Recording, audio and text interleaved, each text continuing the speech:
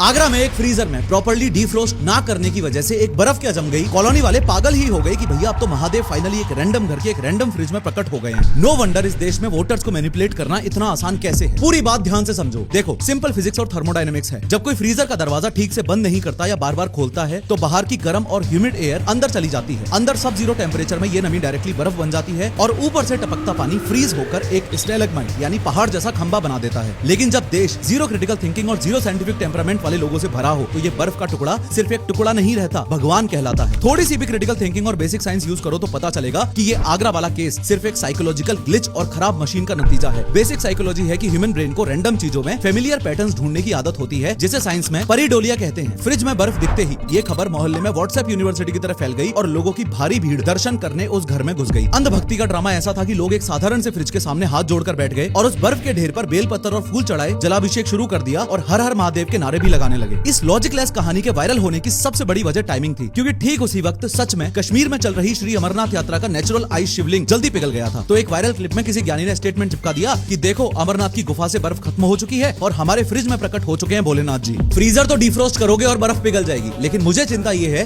कि इन लोगों के दिमाग पर जो अंधविश्वास की बर्फ जमी हुई है उसे कौन पिघलाएगा। शिव कैलाशों के वासी